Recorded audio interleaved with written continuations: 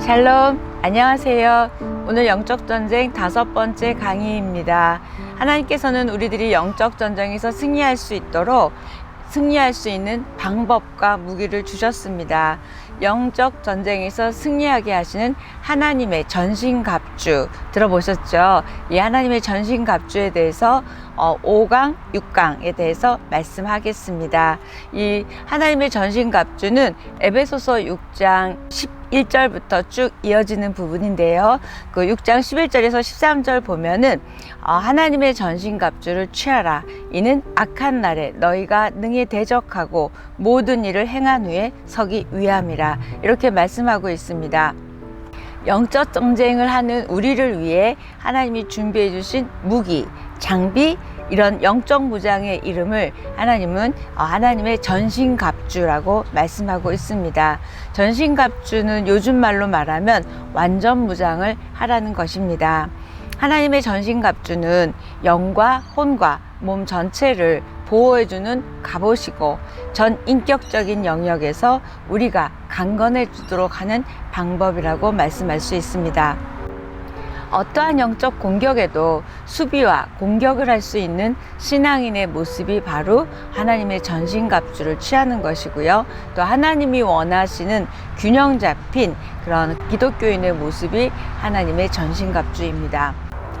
하나님의 전신갑주는 6가지를 말하고 있습니다.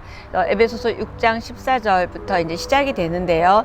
첫 번째로 갖춰야 할 무장은 진리의 허리띠입니다. 에베소서 6장 14절 그런즉 서서 진리로 너희 허리띠를 띠고, 이때 진리라는 단어는 헬라어로 알레데이아라는 단어인데요. 이 말은 진리, 진실, 성실이라고 번역할 수 있습니다. 허리띠를 맨다는 것은 어떠한 상황에서도 대처할 수 있고 뛰어나갈 수 있는 그런 준비된 상태를 의미합니다. 허리가 우리 몸의 중심부인 것처럼 진리는 하나님의 전신갑주의 가장 중요한 중심부입니다. 진리로 중심을 잡지 않으면 힘을 쓸 수 없다는 뜻입니다. 영적 전쟁은 진리와의 전쟁입니다.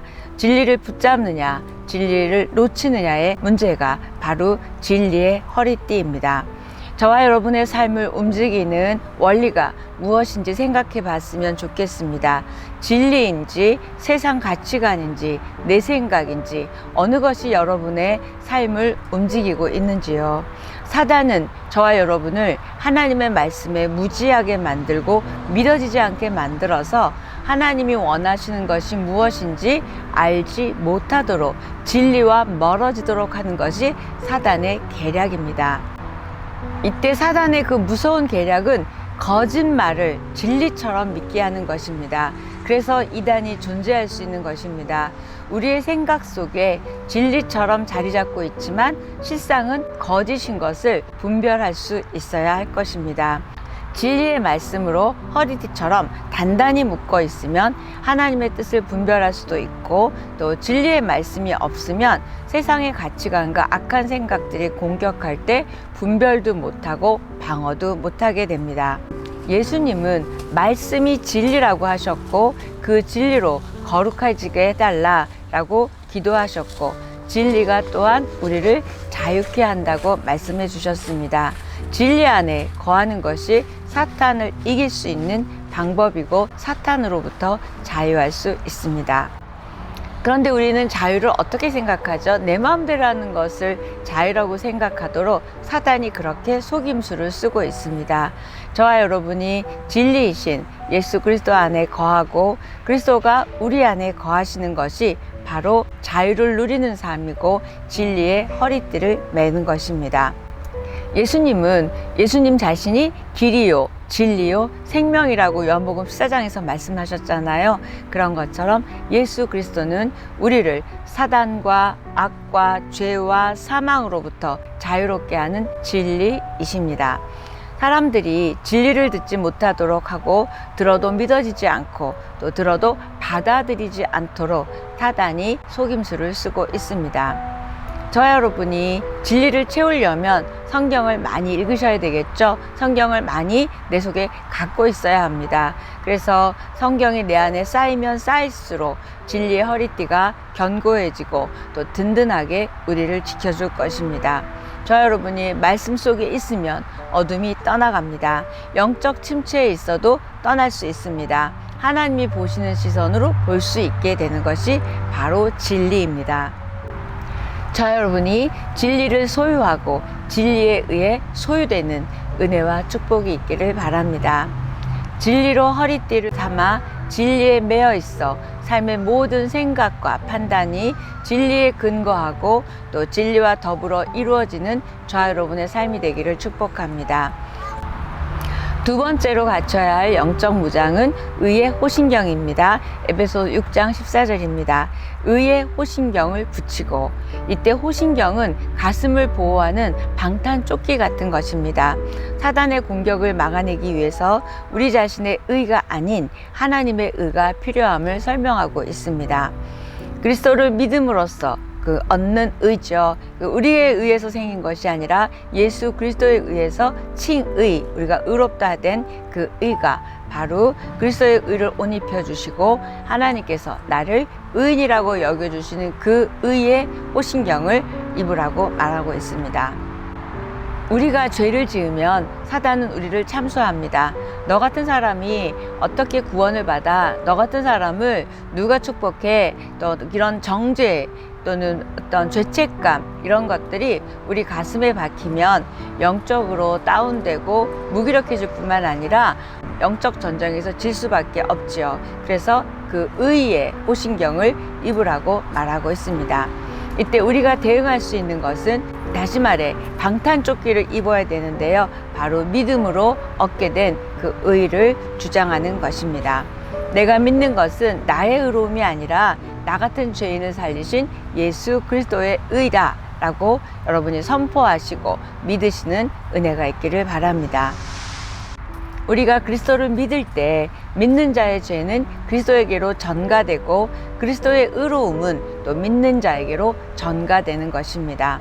마틴 루터는 하나님의 의를 설명할 때 위대한 교환이라고 말하고 있습니다. 의의 흉배에 또 의의 가슴바지를 착용하고 그리스도의 의로우심을 덧입어야 어떠한 상황에서도 우리는 하나님 앞에 설 수 있고 정죄감을 주는 사단의 공격에도 우리는 대항할 수 있습니다.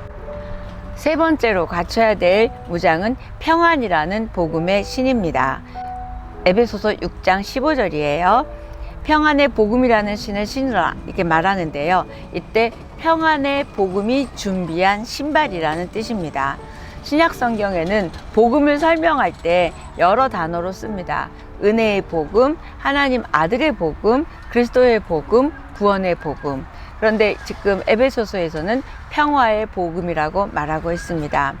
전신갑주에서 진리의 허리띠에 이어서 의의 흉배에 그러니까 나온 다음에 바로 나오는 게 뭐죠? 평화의 복음의 신이 나오고 있습니다. 하나님의 의로 의롭다 하심을 받은 자들이 누리는 축복은 바로 평강, 평화입니다. 평화의 복음은 하나님과 더불어 평화를 누리는 것입니다. 로마서 5장 1절 여러분 읽어보십시오. 하나님과 화평을 이루게 된 것입니다. 화평, 평화라는 단어는 바로 샬롬이라고 말할 수 있습니다. 샬롬, 진정한 평화는 진리 앞에서 우리를 그리스도의 희생을 근거로 값없이 의롭게 여겨주시는 하나님과 함께 누리는 것이 바로 진정한 샬롬, 평화입니다. 평화의 복음을 하나님과도 있지만 자기 자신과도 평화를 누리는 것이고요. 또 다른 사람과도 평화를 누리는 것이 평화입니다. 평화의 복음의 신을 신고, 이때 신을 신는다는 것은 우리가 신 신고 나가잖아요. 그런 것처럼 신을 신는다는 것은 행동한다는 것입니다. 하나님께서 구원받은 성도들이 하나님의 뜻을 기뻐하며 행동하기를 원하십니다. 하나님의 뜻을 행하는 자가 되려면 복음의 신을 신어야 함을 말하고 있습니다. 사단은 하나님과의 평화도 또 자기 자신과의 평화도 다른 사람과의 평화도 깨뜨리려고 엄청 우리를 건드리죠. 그렇지만 그런 공격 속에서도 우리는 하나님과 평화를 경험한 그 은혜로 사람과도 또 자기 자신과도 평화를 누릴 수 있습니다. 그럴 때만이 마귀를 이길 수 있습니다. 혹시 지금 여러분이 누군가와 평화하지 않거나 또 어떤 갈등 관계에 있습니까? 혹시 마귀가 뒤에서 장난하고 있지는 않은지 점검해 보십시오. 사람들과의 갈등과 불화가 마귀의 공격임을 깨닫고 평화의 복음을 받은 사람으로 평화를 느끼고 평화를 나누어지고 평화를 만들어가는 저와 여러분의 삶이 되기를 바랍니다. 이제 네 번째로 갖춰야 될 전신갑주 네 번째 무장은 바로 믿음의 방패입니다. 에베소서 6장 16절인데요. 모든 것 위에 믿음의 방패를 가지고 이로써 믿음의 방패를 가지라고 말하고 있습니다. 어둠의 세력을 물리치기 위해서는 우리에게는 믿음이 필요합니다. 이때 이 믿음의 단계가 있죠. 사단은 모든 상황으로부터 우리가 하나님으로부터 떠나게 하고 또 그 상황에서 적합한 악을 사용해서 우리의 마음과 생각에 불화살을 쏘아댑니다. 믿음을 쓰지 못하게 하고 있죠. 내 현실과 또 내 약점과 내 문제를 향하여 절망의 불화살, 또 탐심의 불화살, 여러 가지 불화살을 쏘아대고 있습니다. 이때 필요한 것이 바로 불화살을 막아내는 믿음의 방패입니다.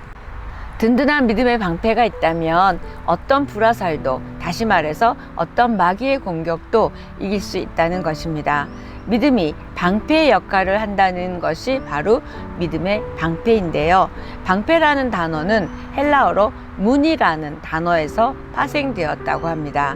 문은 우리가 문을 열고 나가면 바깥 세상하고 연결되죠. 이렇게 믿음이란 방패는 하나님이 예비해 두신 또 다른 차원의 삶으로 연결되어지고 있음을 설명하고 있습니다. 하나님이 예비하신 그 문으로 들어갈 수 있는 것이 바로 믿음입니다. 하나님은 믿음으로 약속의 말씀을 붙잡고 또 그 말씀을 주장하는 하나님의 사람들에게 방패가 되어 주실 것입니다. 두려움의 불화살, 의심의 불화살이 여러분의 심령을 공격할 때마다 믿음의 방패를 사용하십시오. 그 믿음의 방패가 여러분을 보호해 주시고 막아 주실 것입니다. 믿음은 하나님께서 내가 바라는 걸 들어주실 거야, 그렇게 소망하는, 그 소망만 잔뜩 기대를 품고 있는 그런 감정적인 것이 믿음이 아닙니다. 믿음은 하나님께서 어떤 분이신지를 믿는 것이며 또 하나님께서 하신 말씀을 믿고 신뢰하는 것이 바로 믿음입니다. 믿음으로 산다는 것은 하나님을 의지하는 것이고 하나님을 신뢰하는 것이고 무엇보다도 하나님을 기다리는 것이고 하나님을 향하여 경청하는 것이고 그 들은 대로 또 행동하는 것이 바로 믿음입니다. 믿음은 레마, 다시 말해서 어떤 특정한 때에 나에게 주시는 그 하나님의 특별한 말씀 위에 근거하는 것이고요. 또 로고스 아시죠? 곧 쓰여진 하나님의 그 말씀 안에 계시된 하나님의 성품을 기초로 하고 있는 것이 믿음입니다. 그러니까 레마와 로고스를 기초로 하고 있다고 보면 되겠습니다. 여러분은 믿음으로 살고 계시나요?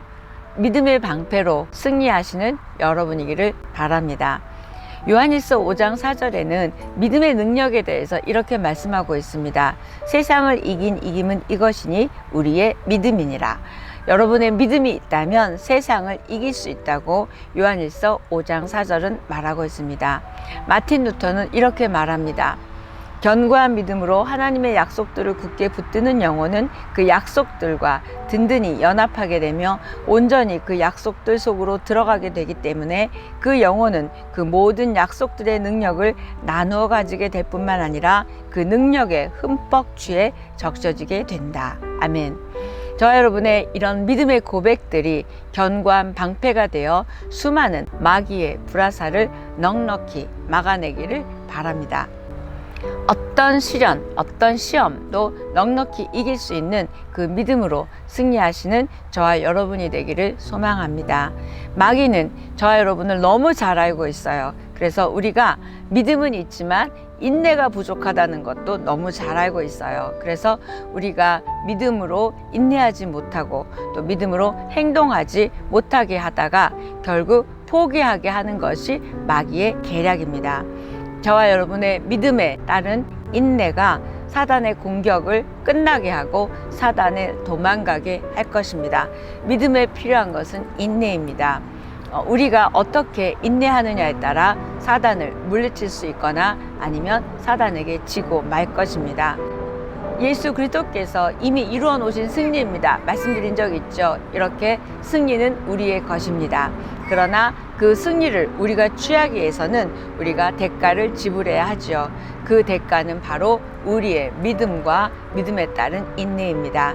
오늘 한 4가지 진리의 허리띠, 의의 호심경, 평안의 복음, 믿음의 방패를 무장해서 늘 사단을 이기는 하나님의 전신갑주를 취해서 승리하는 저와 여러분이 되기를 소망합니다. 오늘 여기까지 하겠습니다.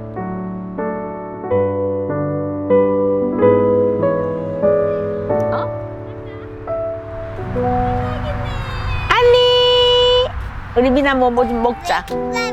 이거 해.